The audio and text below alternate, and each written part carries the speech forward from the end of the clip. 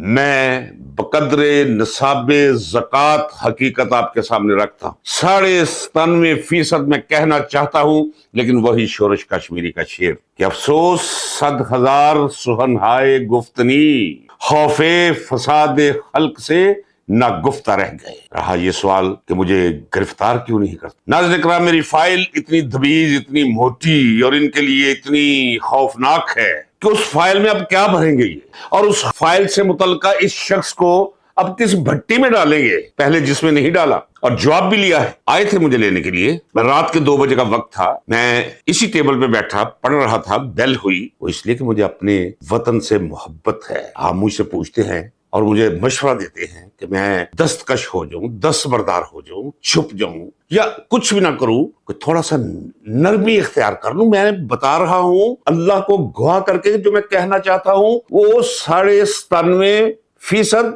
باقی ہے جو میں نہیں کہتا ہوں، اور میں تو 2.5% کہتا ہوں۔ وہ اس لیے کہ یہ دھرتی ہے، یہ میری ماں ہے۔ ناظرین کرام، سب سے پہلے میں اپنے دیکھنے اور سننے والوں کے ایک سوال کا جواب دینا چاہوں گا۔ مجھ سے پوچھا جاتا ہے، بلکہ کہا جاتا ہے کہ آپ اپنے بچوں پہ رحم کریں۔ ساری زندگی آپ نے جیلوں میں گزاری ہے، ساری زندگی آپ نے مصائب اور الم کا سامنا کیا ہے۔ اب اس عمر میں احتیاط کریں، چونکہ دشمن اور مخالف انتہائی کمینہ، رذیل اور ظالم اور فاسق ہے۔ میں جانتا ہوں، یا تو میں کیمرے کے سامنے بیٹھنا چھوڑ دوں، اور یا پھر وہ کہوں جو میں محسوس کرتا ہوں دیانتداری سے اپنے طویل ترین اور عمیق ترین تجربے کی روشنی میں۔ اور میں پہلے بھی اقرار کر چکا ہوں کہ احتیاط میں کر رہا ہوں۔ میں بقدر نصاب زکوٰۃ حقیقت آپ کے سامنے رکھتا ہوں۔ 97.5% میں کہنا چاہتا ہوں، لیکن وہی شورش کشمیری کا شعر کہ افسوس 100,000 سخنہائے گفتنی، خوف فساد خلق سے نہ گفتہ رہ گئے۔ رہا یہ سوال کہ مجھے گرفتار کیوں نہیں کرتا۔ ناظرین کرام، میری فائل اتنی دبیز، اتنی موٹی اور ان کے لیے اتنی خوفناک ہے کہ اس فائل میں اب کیا بھریں گے یہ، اور اس فائل سے متعلقہ اس شخص کو اب کس بھٹی میں ڈالیں گے، پہلے جس میں نہیں ڈالا، اور جواب بھی لیا ہے۔ آئے تھے مجھے لینے کے لیے، رات کے 2 بجے کا وقت تھا، میں اسی ٹیبل پہ بیٹھا پڑھ رہا تھا، بیل ہوئی، آ کے بتایا لڑکے نے کہ جناب باہر پولیس آئی ہوئی۔ تو میں نے فوری طور پہ 5 منٹ کے اندر میں نے لباس تبدیل کیا۔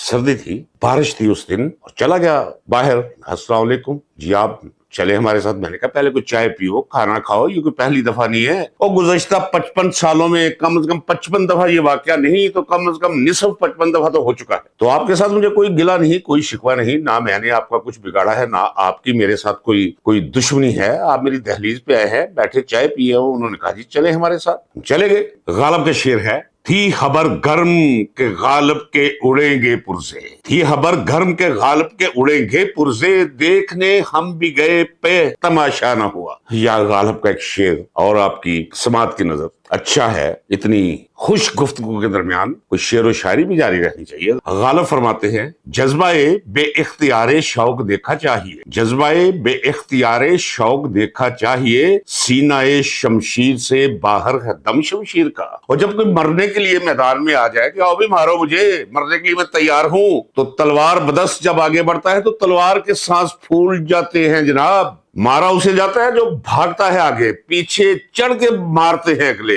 اور جو جنون و وحشت میں قاتل کی جانب دوڑ لگائے، قاتل کے بھی سانس پھول جاتے ہیں، اور اس کے ہاتھ میں پکڑی تلوار اور خنجر کے سانس۔ غالب کا ہی ایک قطعہ پیش کرتا ہے، ایک طویل غزل کہہ لیجئے، اس کے 2 اشعار فرماتے ہیں کہ واہ حسرتا کہ یار نے کھینچا ستم سے ہاتھ، واہ حسرتا کہ یار نے کھینچا ستم سے ہاتھ، ہم کو حریص لذت آزار دیکھ کر، ان آبلوں سے پاؤں کے گھبرا گیا تھا میں، جی خوش ہوا ہے راہ کو پرہار دیکھ کر۔ میر تقی میر نے کہا ہے خدائے سخن ہے، اور وہی میری حالت، اسی لیے میں چیختا ہوں، اسی لیے میں چلاتا ہوں، اس لیے میرے لفظوں میں درد بھرا ہوتا ہے، میرے لہجے میں بظاہر آپ کو آتش فشانی محسوس ہوتی ہے، لیکن وہ ایک نوحہ ہوتا ہے جو میں دیکھ رہا ہوں اس ملک اور اس قوم کے ساتھ ہوتے ہوئے۔ تو دل کی وہی حالت ہوتی ہے جو میر نے اس شعر میں بیان فرمائی ہے۔ ذرا آپ کی سماعت کی نظر ذرا غور کیجئے اور لطف اٹھائیے۔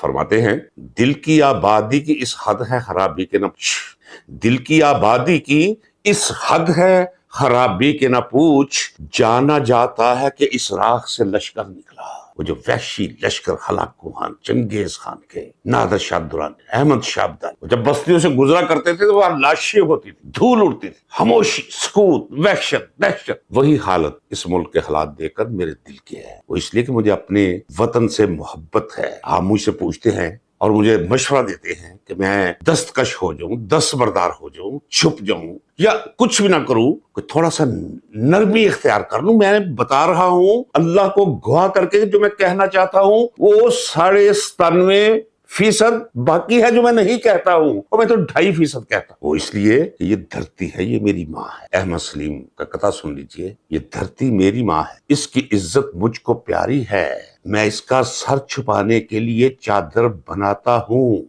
غنیم وقت کے حملوں کا مجھ کو خوف رہتا ہے، میں کاغذ کے سپاہی کاٹ کر لشکر بناتا ہوں۔ تو ناظرین اکرام مت گھبرائیے، میرے لیے صرف دعا کیجیے۔ یہاں نہیں تو کتابیں اٹھاؤں گا کہیں چلا جاؤں گا، کتابیں نہ ملی تو کسی تہہ خانے میں چلا جاؤں گا، کچھ بھی گزر جائے تو کربلا سے برا مجھ سے نہیں گزرے گا۔ کربلا میری طاقت کا سرچشمہ اور سورس اور ذریعہ ہے۔